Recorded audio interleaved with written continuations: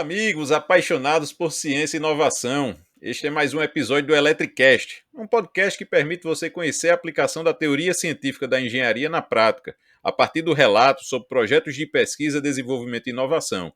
Além de mim, professor Euler Macedo, da Universidade Federal da Paraíba, encontra-se presente na mesa virtual do Electricast o doutor em engenharia Rodrigo Paste Pontes, diretor do Escritório de Representação da Sociedade Fraunhofer no Brasil. Agora eu vou apresentar um pouco o nosso convidado. Rodrigo Paste é doutor em engenharia de manufatura pela Universidade Técnica de Berlim, mestre em engenharia aeronáutica e mecânica pelo Instituto Tecnológico da Aeronáutica e graduado em engenharia mecatrônica pela Universidade de Pernambuco. Foi trainee global de gestão, engenheiro de telemetria e supervisor de planejamento e gestão da manutenção da Vale SA, onde começou a trabalhar com qualidade.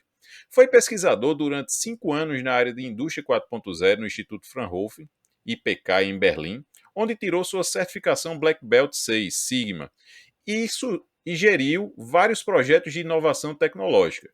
Foi gerente de digitalização e qualidade no CI Biogás e consultor pela Unido, ajudando no desenvolvimento de projetos de inovação tecnológica para a área do biogás e do biometano, e conciliando as áreas de excelência operacional em indústria 4.0. É cofundador e ex-CEO da Lean 4.0 Consultoria e Treinamentos Gerenciais e de Tecnologia. Hoje atua como Head do Liaison Office Brasil, da Sociedade Fraunhofer, em São Paulo. Deixa eu fazer. Olá, Rodrigo, seja muito bem-vindo. Inicialmente, muito obrigado pela sua disponibilidade. E para começar aqui o nosso bate-papo, eu gostaria, você poderia explicar como se dá a atuação da Sociedade Fraunhofer? Olá, professor Euler. Boa tarde, né? Obrigado pelo convite aí. É um prazer estar fazendo parte aí de um episódio aí dessa iniciativa maravilhosa que vocês vêm fazendo aí, né? Com a SBA, né? O Electricast. E é um prazer saber também aí que você é um nordestino aí. Eu sou natural de Maceió e você aí da Paraíba, de Campina Grande. Eu fico feliz em ver, né? O Nordeste também tendo protagonismo no Brasil e no mundo. Bom, valeu aí pela introdução.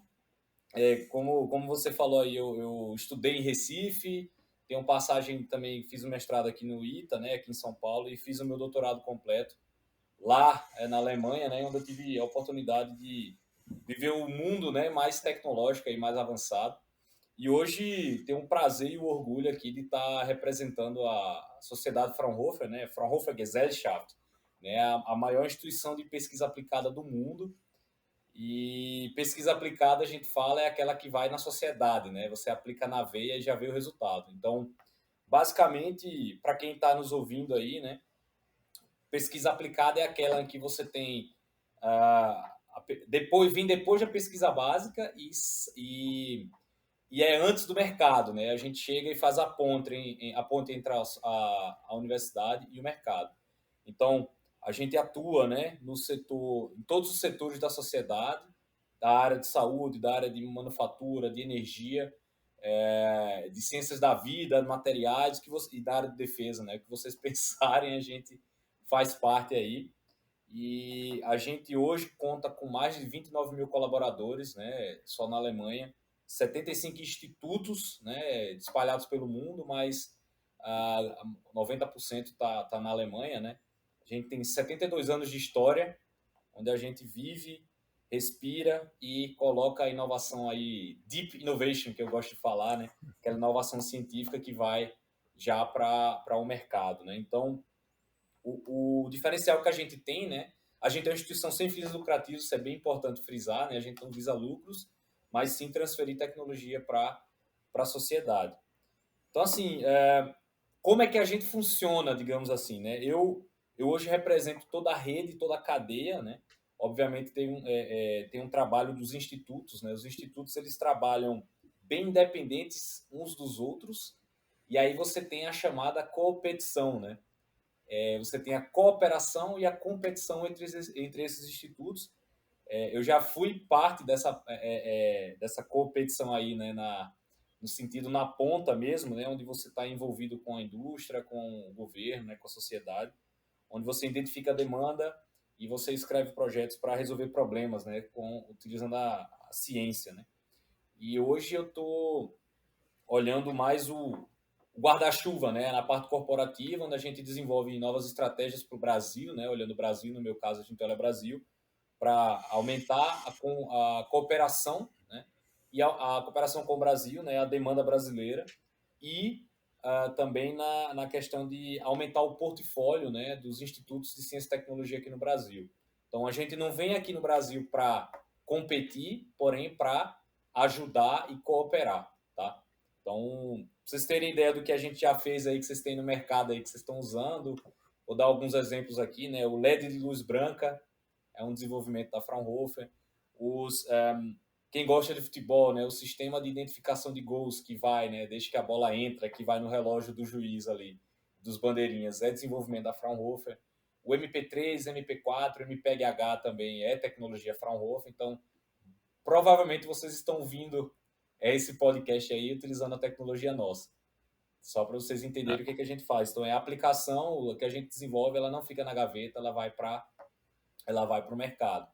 Então, assim, são pequenos exemplos do que a gente faz, né? Que a gente ajuda a desenvolver.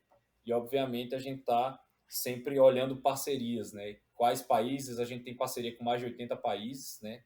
De alguma forma, a gente tem escritórios de representação, um deles aqui no Brasil, centros de projeto, centros de pesquisa, né? A gente tem, por exemplo, 2 no Chile, 2 nos Estados Unidos, né? 1 ou 2 nos Estados Unidos, em que a gente faz cooperação direta, 2 em Portugal e por aí vai, tá? Então, assim, basicamente a gente olha a sociedade e a indústria e a gente ajuda a desenvolver, né, novos produtos, processos e serviços. Então, só para vocês entenderem o tamanho do que a gente faz também, em 2020 o nosso orçamento em pesquisa foi em 2,8 bilhões de euros. Então, não é pouca coisa, até um recorde nosso, né? E desses 2,8 bilhões, 2,4 eram só projetos de pesquisa, né? E desses 2,4, 70% ali, em torno de 1,6 bilhões, tem envolvimento da indústria. Então, assim, nosso modelo funciona com 70% a indústria envolvida e desses 70%, né, no total, né, e 70% a indústria está envolvida e 40%, né, do total a indústria paga a gente para desenvolver diretamente, né? E os outros 30%, né, desse 100% do nosso orçamento, ele vem de projetos em parceria com editais públicos. Então, a gente ajuda a formar consórcios com institutos de pesquisa, fora a Fraunhofer, né, indústria e o governo, né? Então, isso acontece tanto na Alemanha, quanto na Europa, quanto com outros países. Um exemplo deles é o Brasil.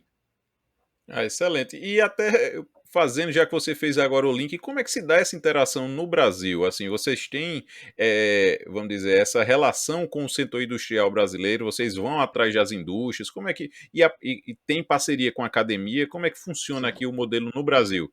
Sim, sim. A gente tem hoje, especificamente, dois. A gente chamava de Project Center, né? A gente agora está mudando o nome de um deles para Plataforma de Inovação Fraunhofer, em que a gente tem um em manufatura avançada, ou Indústria 4.0, com o ITA, né? É o do Fraunhofer IPK, que fica em Berlim, um dos institutos, tem parceria com o ITA, e o outro é o Fraunhofer IVV, que tem parceria com o Instituto de Alimentos em Campinas, né? Que já foi renovado por mais 5 anos, já tem uma parceria de 10 anos, e esse acabou de ser renovado por mais 5 anos. Então, a gente tem essas parcerias onde a gente faz a troca de pesquisadores, né?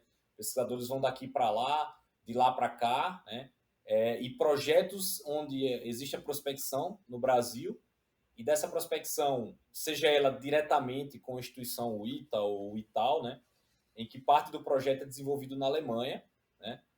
E também com compra direta de projeto, ou seja, a indústria ela paga, né, para desenvolver junto, né, não é paga para desenvolver para ela, mas com ela. Isso aqui é o nosso, vamos dizer assim, nosso drive, né, nosso motor, que a gente não desenvolve para, mas para que exista a transferência de tecnologia.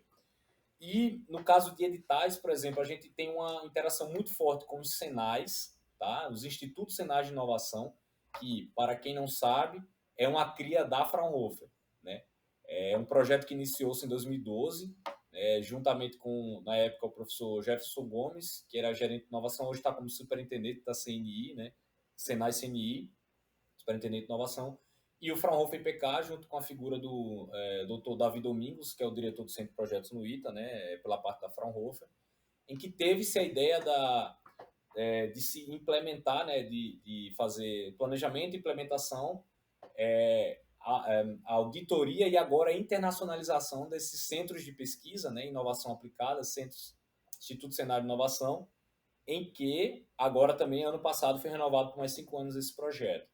Então, isso é uma. O outro que a gente tem uma parceria grande são com as unidades Embrapi, né? A gente tem parceria MOU, né? Memorando de Entendimentos, com a Embrapi, onde a Embrapi se baseia no nosso modelo, né? Que se fala que é um terço, um terço, um terço.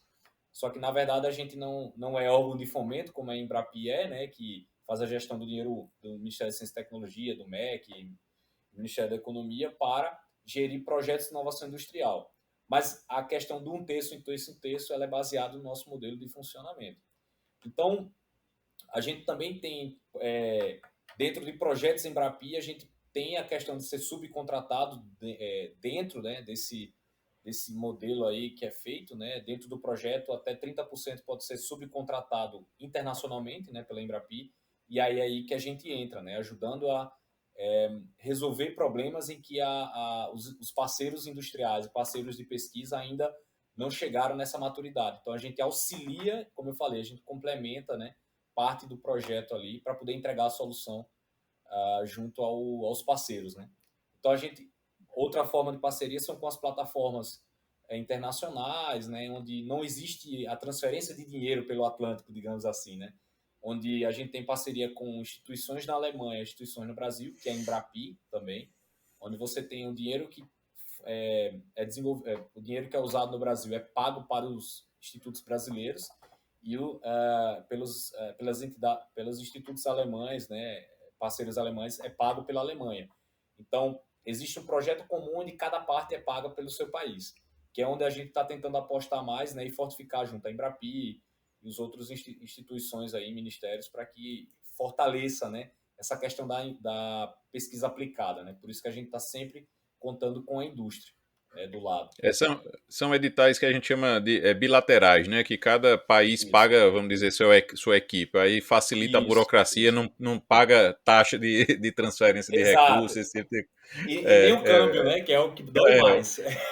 Justamente, A justamente. gente, a E gente inclusive teve, professor Euler, no final do ano passado, começo do ano, uma chamada binacional, né? Tipo, bilateral Brasil-Alemanha com a FINEP, né? Que era em bioeconomia. Então a gente teve, acho que 2 milhões de reais aí, né? Não, 4 milhões de reais aí do lado brasileiro, né? Com 2 chamadas para que você pudesse desenvolver projetos. E do lado alemão, 2 milhões no total, 2 milhões de euros, onde foram 4 ou 5 projetos que estão para ser aprovados, né? Essa aqui é a ideia. E aí sempre fazer um balanço, né, entre os custos de cada país, isso também é observado, para que não fique um negócio muito, vou fazer mais de um lado e o outro faz pouco, né? Então a ideia também é quando você faz um projeto desse, acabar balanceando aí. Projetos 2, 3, 4 anos, né? muito, muito legal e importante, Rodrigo, esse tipo de cooperação, vamos dizer, porque aí você consegue também até mudar o mindset, a cabeça dos pesquisadores. Essa interação é muito É, importante para aumentar o nível também da gente aqui como país. E sim. caso alguma instituição, Rodrigo, de pesquisa brasileira, de que forma é que ela pode realizar projetos conjuntos com o Instituto Fraunhofer? Ela tem como prospectar ou como é que funciona essa logística? Então, é o seguinte, existe, o que a gente faz geralmente é o seguinte, a instituição, ela identifica a demanda do lado brasileiro, né? Ou até mesmo a gente, mas geralmente a gente trabalha com os parceiros brasileiros, então eles identificam a demanda do lado brasileiro, a gente bola um escopo de projeto juntos, né? E aí a gente vai atrás do financiamento, porque às vezes a empresa não quer pagar ou não tem condições de pagar tudo, e aí é aí que a gente entra nessas formas de financiamento, seja ela por projetos com essas cooperações internacionais, né, bilaterais, ou através de contratação da instituição no Brasil e a gente consegue subcontratar.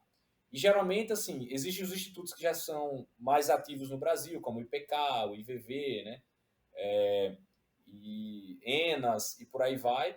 que já vão prospectando, né, que já é que tem esse interesse internacional, tem o ICT também, o IGB, e tem aquelas demandas que às vezes você não tem um instituto certo para aquilo, e aí entra o escritório aqui onde eu estou responsável, né, no Brasil, que a gente identifica essa demanda, como eu fiz ontem, né, eu visitei 2 empresas ontem aqui no interior de São Paulo, onde eu fui fazer essa identificação de demanda, a gente estuda pelo menos uma ideia de escopo, né, onde a gente vê ideias de projeto, já discutem mais um pouco no detalhe, porque como eu sou engenheiro, eu consigo identificar um pouco melhor, né? E aí a gente já redireciona para algum dos institutos, vê o interesse do lado do alemão, e aí a gente começa a conversar e entra no funil, nosso funil, né, de prospecção, para identificar. Então, existe sinergia, não existe, e aí a gente caminha até o envio de uma proposta, né? É assim que é feito Ah, geralmente. excelente. Então, de forma direta, assim, o setor industrial brasileiro ele se beneficia com esse tipo de parceria com os institutos Fraunhofer, né? A tecnologia, Sim. depois, uma vez produzida, ela tem. Como é que funciona a questão agora da propriedade intelectual? Como é que é feita essa transferência de tecnologia para o setor industrial brasileiro? Bom, varia do tipo de projeto e da forma de financiamento, né?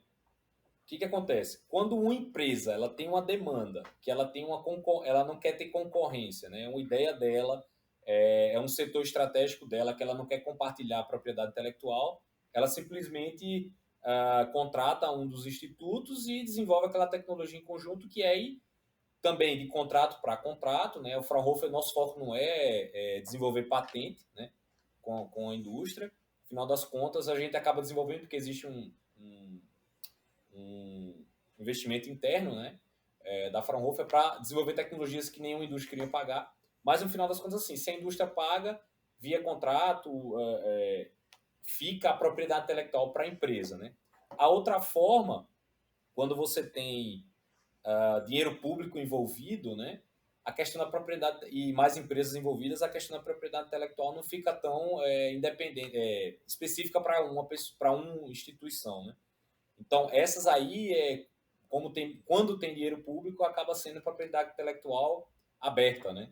Que esse é o intuito também Entendi. para que você faça essa questão da inovação aberta, você possa difundir melhor seus resultados, mas aí o que a empresa vai fazer com esse produto, ela pode usar em benefício próprio para criar novos produtos e serviços, né? Então, acaba aí que o pós-projeto, né, em consórcio, digamos assim, a empresa ela toma o rumo que ela quiser e ela investe em novas coisas, então acaba sendo, a partir dali, a propriedade intelectual é dela, né? Mas do resultado do projeto acaba que não, acaba sendo compartilhado. Não, muito interessante e importante, porque isso é um dos pontos, assim, até pelo histórico de episódios que a gente vem fazendo aqui, de conversas que a gente vem fazendo com diversos pesquisadores e indústrias, essa propriedade intelectual ainda é um ponto, vamos dizer, sensível para os projetos ou para até o desenvolvimento dos projetos. E eu fico feliz em saber que tem esse modelo já bem amadurecido pelo o Fraunhofer que, assim, permite Uhum. esse beneficiamento de ambas as partes, né? Então, muito É. legal. Isso é uma coisa E já assim que. que até só para adicionar também, em que o Brasil, né, também tirar o chapéu aí para as cabeças de inovação aplicada no Brasil aí, Senai, CESA, institutos como Eldorado em Campinas, CECEM, né, em BH. Então assim, o pessoal da Federação das Indústrias, eles estão muito envolvidos com isso. Então, cada vez mais olhando essa parte da inovação da indústria, porque é o que gera a tecnologia, o que alavanca a indústria brasileira, né? Assim, só para dar um contexto para quem está ouvindo, a Sociedade Fraunhofer ela foi fundada em 49, no período pós-guerra, com o intuito de alavancar a indústria alemã. Tá?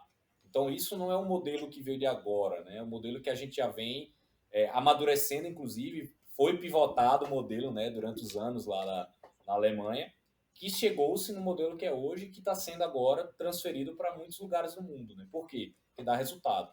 Porque está todo mundo investindo para que todo mundo ganhe. Para você ter noção, Euler, o que esse modelo representa no ecossistema alemão, 1 euro, o equivalente a 1 euro no orçamento da Fraunhofer, ela consegue retornar 21 euros para o PIB alemão. Então, assim, É impressionante, né? é muito, assim, é uma escala muito grande, né? ter um projeto onde a Fraunhofer está envolvida, seja ele projeto da indústria ou com o governo, né, em editais, a gente retorna para o PIB alemão 21 euros. Né? Então, assim, é algo impressionante. E para o governo que investe, né, em editais públicos, volta em forma de tributação, cada euro investido volta 4. Então, assim, para o governo, né? Então, esse é um número que, quando eu falo, as pessoas ficam abismadas aqui no Brasil, né? E assim, mas esses são números reais. Pra você ter ideia também, eu vou dar mais dois números aí interessantes para a indústria. A cada 1%, né, aumentado num projeto, num contrato junto com a Fraunhofer, aumenta-se em torno de 1,3% na receita e aumenta-se na produtividade de 0,8%. Então, se eu aumentar 1% num contrato com a Fraunhofer, né, do volume de projeto, eu vou aumentar na minha receita 1,3% e na minha produtividade 0,8%. Então, assim, são números que são extremamente impressionantes, né? E são estudos que foram atualizados agora. Ele saiu em março desse ano. Então, feito pela própria instituições, não só a Fraunhofer, mas instituições de fora da Alemanha que olharam, né, com outra perspectiva. Então, esses números são fantásticos. Assim. Quando a gente fala, É, muita gente não acredita. mas são realmente impressionantes assim, espero que a gente no futuro também consiga ter esse nível de maturidade aqui também no Brasil e as pessoas terem noção do que o investimento em ciência e tecnologia vale a pena, né? Quando você Uhum. consegue quantificar isso e transformar isso em dinheiro, as pessoas veem que o investimento vale a pena. Sim, Então, sim, sim. fico muito. É bem impressionante mesmo esse número, Rodrigo. E até como você comentou, essa questão do aumento de produtividade e também de. Assim, todos foram baseados em projetos desenvolvidos. E você teria ou poderia citar alguns exemplos de projetos que foram desenvolvidos em parceria com a academia, principalmente, e que tiveram bons resultados para o setor industrial, como você acabou de citar? Cara, eu posso chutar um monte para vocês aí, cuspir um monte de projetos, mas eu vou focar em alguns projetos que eu, particularmente, desenvolvi na época que eu estava lá, né? Que eu, porque eu também fiz meu doutorado lá. Então, assim, foram projetos em que eram máquinas industriais, né? Em que os resultados foram para a indústria e para a academia, que são extremamente interessantes. Extremamente interessantes. Então, vamos lá. Eu vou contar a minha historinha lá um pouco, né? Eu sou a minha formação em engenheiro mecatrônico, né? Eu me formei em Recife e eu sempre tive o viés de gostar da teoria e da prática, né? Então, nada que eu fazia eu gostava de botar na gaveta. Inclusive o meu mestrado, eu transformei ele numa área totalmente prática de um projeto e eu divulguei código que eu fiz, por aí vai. Então, eu comecei na área de testes, né? Testes e verificação e validação de software, V&V, né? E aí, esse know-how nunca saiu da minha cabeça. Então, depois eu entrei na Vale, passei um período na Vale, na área de gestão da qualidade e tal, excelência operacional, e aí eu fui para a Alemanha. Meu projeto lá, eu comecei com a área de máquinas ferramenta, né? Só que depois eu migrei para a área de impressoras 3D de metais, né? Que é uma tecnologia alemã, inclusive desenvolvida pela Fraunhofer. Né? A fusão seletiva a laser ela é desenvolvida pela Fraunhofer, pelo Fraunhofer ILT. Né? Hoje já caiu a patente e agora vocês vão ver realmente um boom de máquinas de fusão seletiva a laser de metais, impressão 3D de metais com pó. Né? Então, quando eu cheguei lá, eu fiz assim, cara, que da hora, né? Eu quero trabalhar com esse negócio aí, porque vai ser o futuro. E aí eu comecei a ver aplicações. A gente tinha algumas máquinas lá. E aí eu comecei a aplicar, eu via que a galera, pelo menos onde eu estava trabalhando, eles olhavam muito na tecnologia e pouco para a máquina. Então eu via que o processo parava, eu via que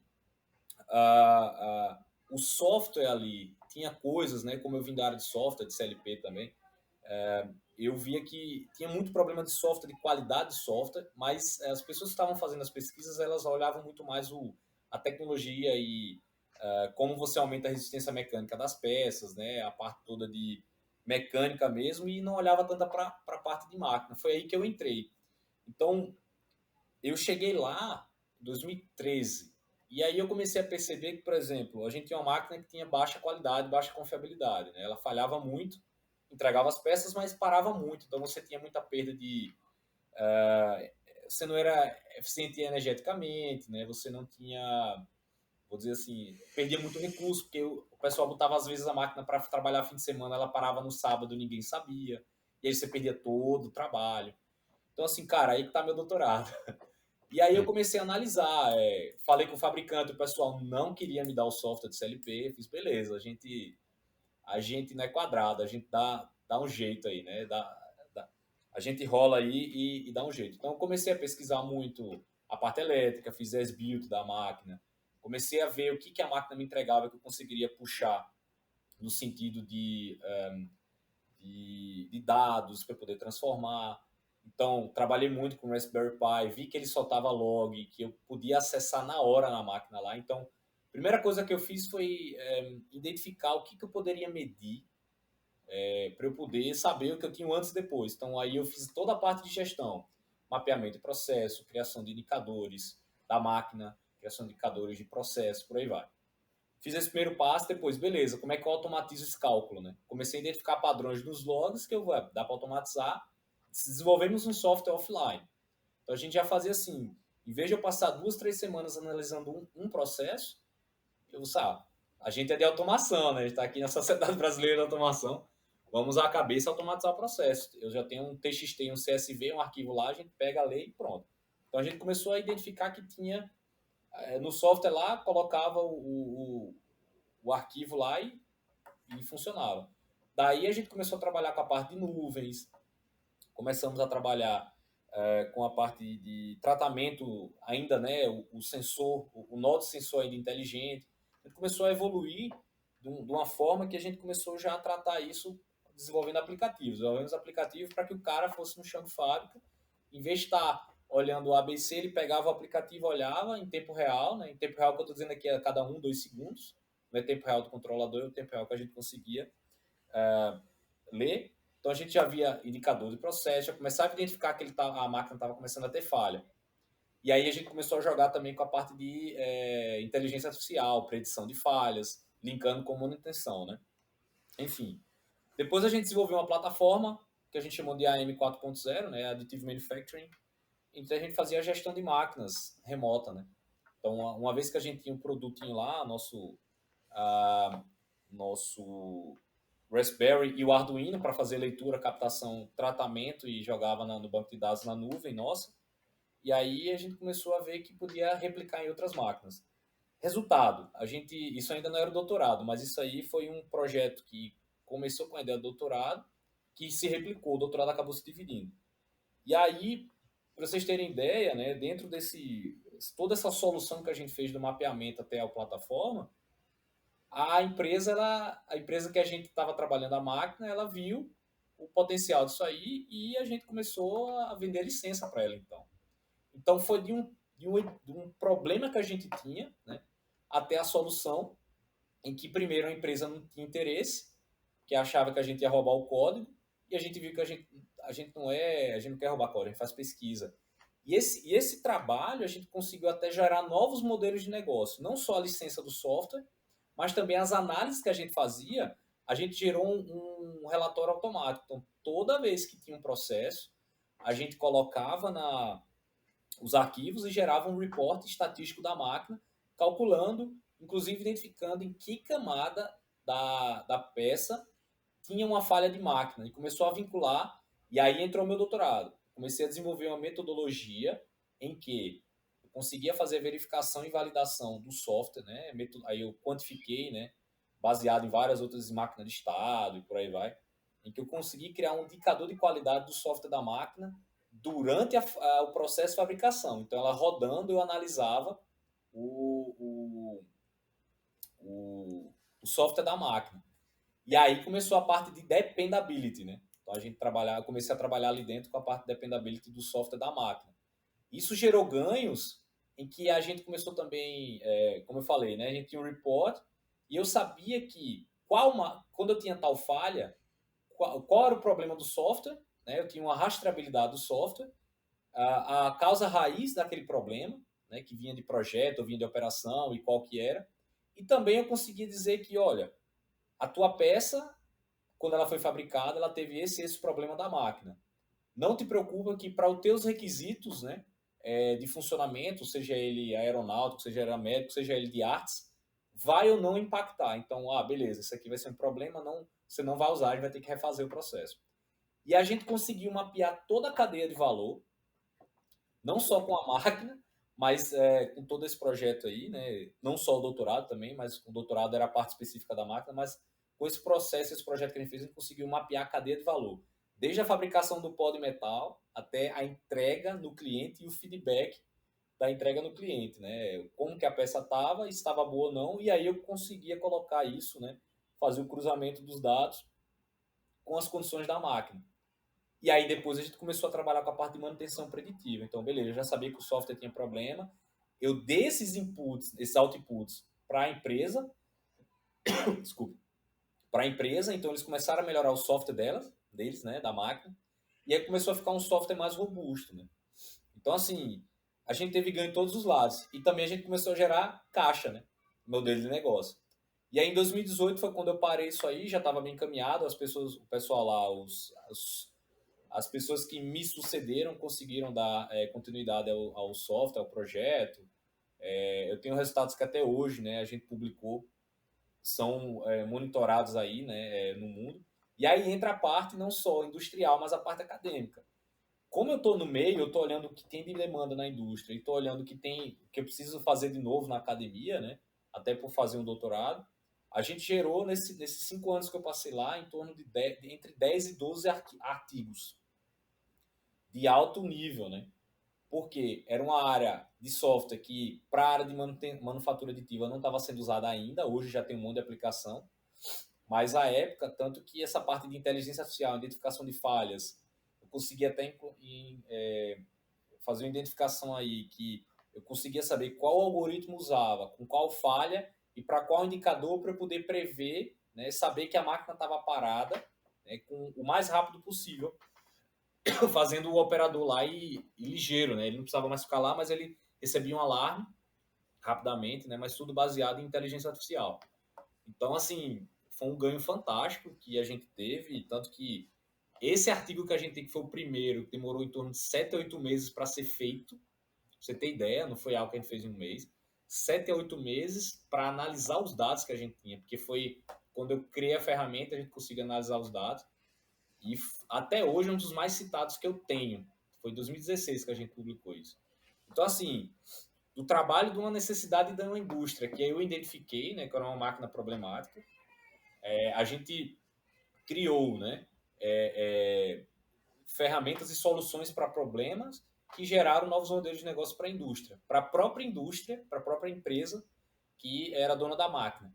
E ainda tem um plus. A gente, nesse processo aí, a gente escreveu vários projetos públicos, né? Baseado nessas metodologias, nessa parte de machine learning e também de teste de software, né? E eu cheguei a tentar a fazer projetos, né? Escrever projetos em parceria com o Senai aqui no Brasil. Infelizmente não deram certo, né? Mas em projetos Brasil-Alemanha, né? Mas que eram basicamente para essas máquinas de SLM, que chama, né? Máquinas de fusão seletiva a laser, em que a gente queria fazer análise de outros fabricantes, né, do software de outros fabricantes, mas que veio baseado nessa parte do meu doutorado. Né? Então, assim, foi algo fantástico. A gente adquiriu, acho que quase 10 milhões de euros aí em projetos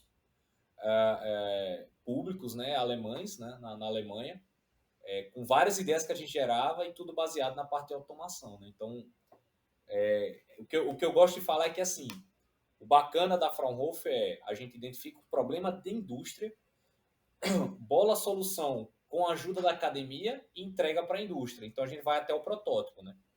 Passou do protótipo, aí é a empresa que faz, porque ela vai produzir em série, porque o nosso foco é desenvolver tecnologia.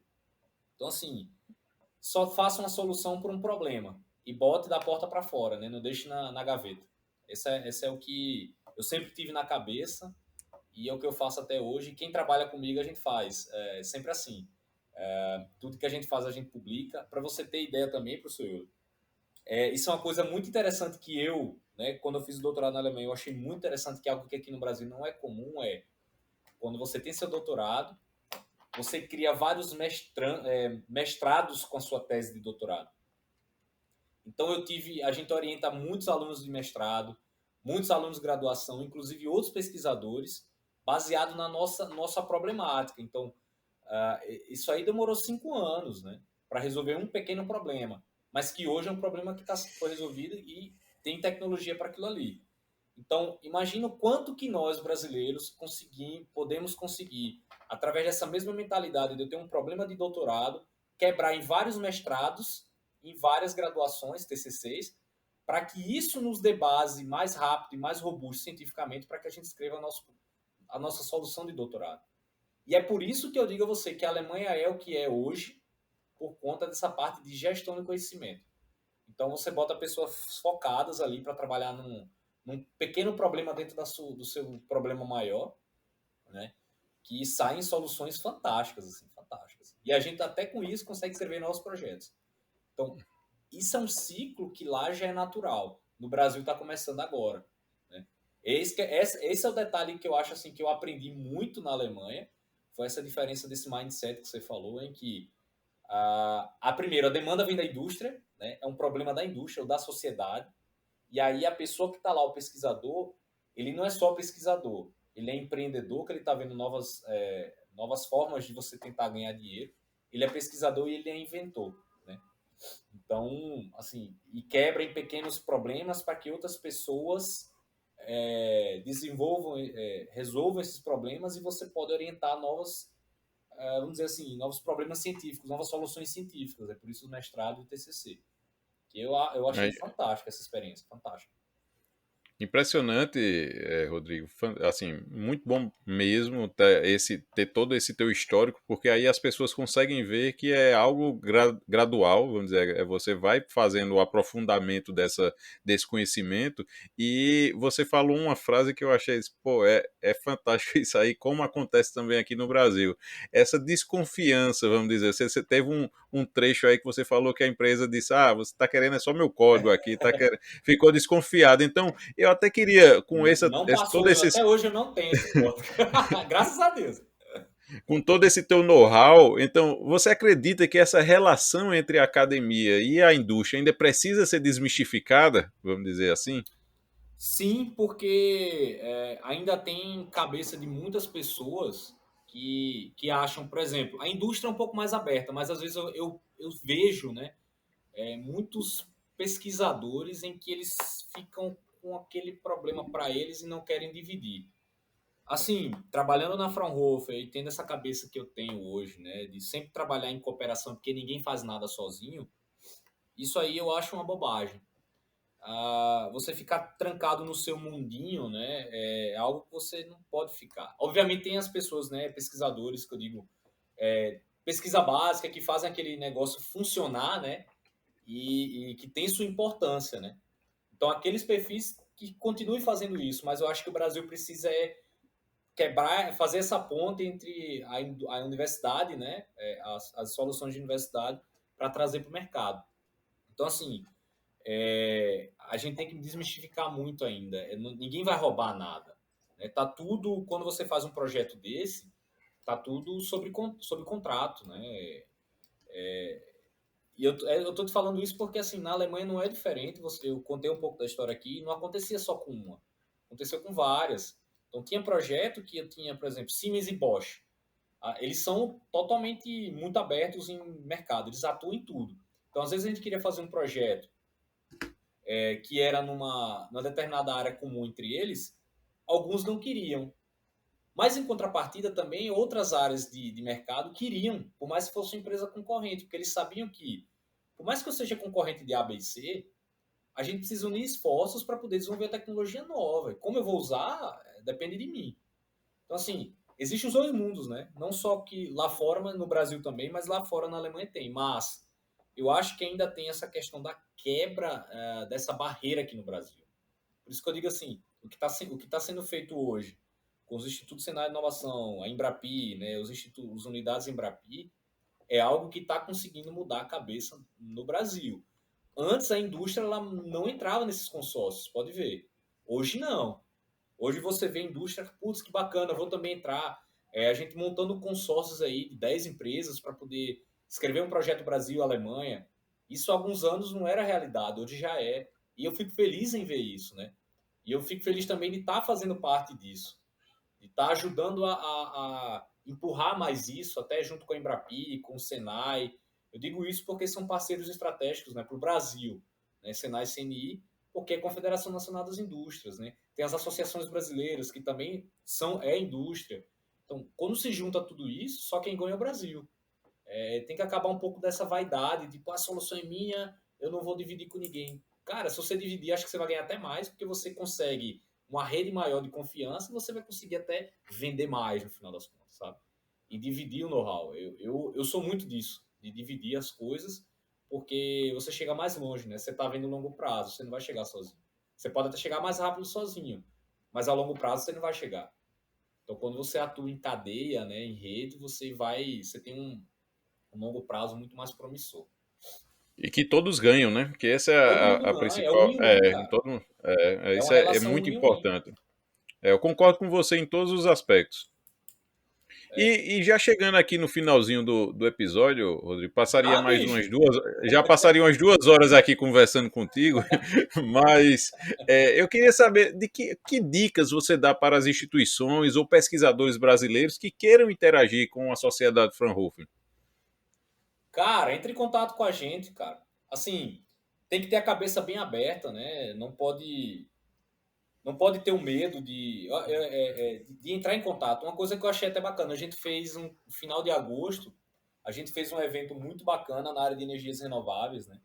A gente trouxe parceiros do Brasil inteiro e alemães também, Instituto Fraunhofer. E um dos feedbacks que a gente recebeu, dos vários que a gente recebeu, foi muito positivo, né?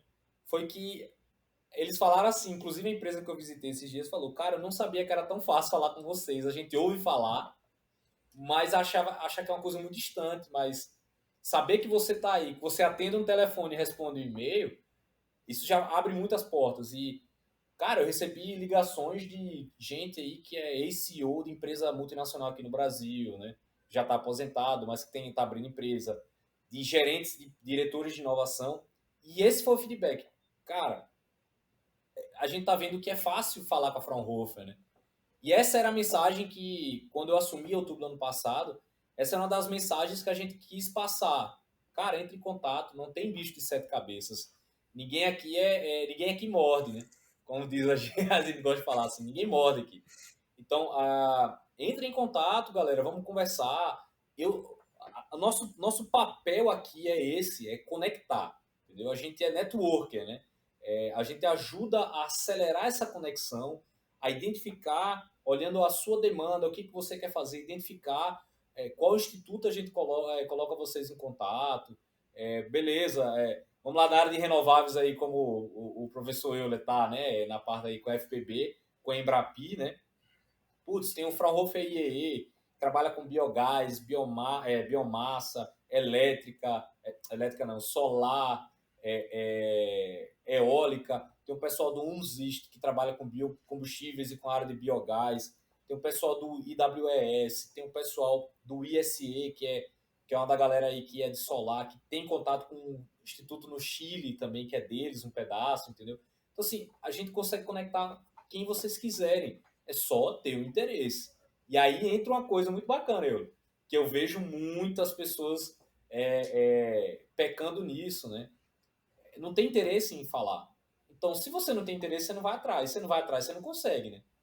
Eu sou muito da filosofia. Eu já tenho um não. Eu vou tentar É um verdade. sim. Se eu conseguir um não, eu tô no mesmo status. Entendeu? Então, assim, Gastou, é só... gastou um pouco, gasta um pouco de energias, mas assim, é o investimento que você faz, né? Exatamente. Então, assim, não tem problema. A gente está tentando buscar formas de fazer esses intercâmbios de pesquisadores e alunos lá com os institutos. A gente tem brasileirada em peso na Fraunhofer, né? Hoje, eu tive a oportunidade de fazer a live com a doutora Ana Cláudia, lá, de um dos Fraunhofer, uma brasileira lá que está desde 2009. Tem um brother nosso chamado Dr. Pablo Antonino, que é de Campina, estudou em Campina, eu acho, é de João Pessoa, estudou em Campina. Hoje está tocando um dos maiores projetos de indústria 4.0 da Europa, né, que é do Fraunhofer IESE. Cara, tem o Davi, que é diretor de projetos, tem o Luiz, que é lá do IPK também, diretor de projetos o Davi, é diretor de projetos do IPK aqui. Tem o Alexandre, que está no Brasil, que é o diretor o responsável pela plataforma de inovação Fraunhofer, do IVV aqui em Campinas. Todo mundo é aberto a conversar, cara. Você não tem noção como essa galera, a gente é sedento por ter brasileiro, para a gente poder aumentar essa cooperação, essa força. A gente está conversando com vários institutos no Brasil para fechar essas conexões aí, para fazer de alguma forma com que a galera daqui vá para lá, fique um período, veja, participe de projetos, né? Veja como é que escreve um projeto na Alemanha, traga esse know-how para cá. Então, assim, é entrar em contato, cara. A dica que eu dou é assim, bicho, não tenha medo, independente se é comigo, se é com quem estiver aqui na sala na hora, ou até na Alemanha, veja o e-mail aí, veja os sites da Fraunhofer, o site da Fraunhofer, entre em contato com a galera. Pode demorar, mas a galera responde, entendeu? E assim, o meu papel aqui, um dos meus papéis é conectar vocês às instituições na Alemanha. Então, assim, não tenham medo, entre em contato. Muito bacana, fico feliz aí de ter essa abertura e que espero que os nossos ouvintes aproveitem essa oportunidade de buscar parcerias, de fomentar esse tipo de interação que é muito importante para todos, né? Muito bacana, Rodrigo, e até dando continuidade aqui, eu gostaria de informar que esse episódio do Electricast conta com o apoio da SBA, Sociedade Brasileira de Automática. Para quem não conhece, a SBA ela tem um objetivo primordial de promover a ciência e a tecnologia de controle automático e suas aplicações em sentido amplo. Ela foi fundada em 1975 para atender às necessidades de intercâmbio entre os especialistas brasileiros, atuantes na área de automação e controle, e entre seus pares internacionais, representado pela International Federation of Automatic Control, IFAC. Então, visite o site www.sba.org.br e conheça um pouco mais sobre as nossas áreas de atuação. Doutor Rodrigo, muito obrigado pela sua participação, pelo o rico conteúdo e informações, a quantidade de informação que você passou aqui nesse episódio de hoje. E caso algum dos nossos ouvintes ele queira continuar e ter mais informações e conversar com você, como é que eles podem te encontrar? Bom, professor Euler, eles podem me encontrar através do meu Instagram, que é o rodrigo.pastli, através do LinkedIn, Rodrigo Pastli, ou pelos canais da Fraunhofer, né? A gente tem o Instagram, que é da Fraunhofer Liaisonoffice, né? Que é Fraunhofer _LO Brasil, né? Com Z, no Instagram. O LinkedIn é Fraunhofer Liaisonoffice Brasil e o canal no YouTube também, Fraunhofer Liaisonoffice Brasil, né? Tudo em inglês. Eu queria, professor Yuri, só fazer um adendo aí que eu acabei esquecendo, mas é uma informação muito interessante, até naquela questão da troca de experiências academia e indústria, né? Pra vocês terem ideia, a rotatividade na Fraunhofer ela é alta. Então, os pesquisadores Fraunhofer, eles passam um período, 6 a 8 anos, na Fraunhofer, a grande parte, né, em sua maioria, e eles vão para a indústria. Então, aí começa a aumentar o vínculo da indústria com a pesquisa, porque as pessoas que estavam na Fraunhofer, né, nos institutos Fraunhofer, vão para as indústrias, geralmente aquelas que elas fizeram projeto, né, porque você mostrou o seu valor, e aí geralmente você assume uma posição chave lá. Diretoria, gerência de inovação, na área de processos, né, engenharia. Então, assim, isso também é uma forma de você fazer com que você mude o mindset. Então, as pessoas que estavam entre a academia e a pesquisa vão para a indústria e voltam, né, através de projetos. Então, essa é uma outra forma de aumentar essa parceria, né? Beleza? Então, Muito. assim, queria realmente agradecer aí o convite. Eu falando Sociedade Brasileira de Automação, esqueci que era automática. Peço desculpas aí ao pessoal. Mas a gente entendeu a intenção, mas Sim, peço claro. desculpas. Pessoal, obrigado pelo convite. É um prazer imenso, né? Eu já escrevi artigo lá atrás para o SBA lá nos congressos. E é bacana estar falando hoje com a pessoa que está à frente, né? Junto com o conselho e tal. E parabenizar vocês aí pela iniciativa. E eu deixo a porta da Fraunhofer aberta aí para o que vocês precisarem, que a gente puder fazer para ajudar a fazer, a prospectar projetos, escrever projetos em parceria. Conto comigo, conto com a Fraunhofer, que a gente está querendo ajudar a ciência e aplicar a indústria brasileira a evoluir. Muito bom, muito obrigado, Rodrigo. Espero também, ouvinte, que você tenha gostado desse episódio tanto quanto eu. Então, não deixe de enviar seus comentários, feedbacks pelas nossas redes sociais, site, fanpage no Facebook, Instagram, tudo @Eletricast. E também me adicione no LinkedIn. É só procurar Euler Macedo, ok? E para você, ouvinte, que também estiver curtindo esse episódio pelo Spotify, não esqueça de clicar lá no botão seguir. E se estiver ouvindo pelo iTunes, deixe suas 5 estrelinhas e comentários que eu vou ler tudo. Rodrigo, muito obrigado. Espero também que você tenha gostado do episódio e foi um grande prazer. Por mim, eu falava mais umas 15 horas. Valeu, professor. Bom dia ou boa semana a todos que estiverem ouvindo aí. Um abraço, até mais.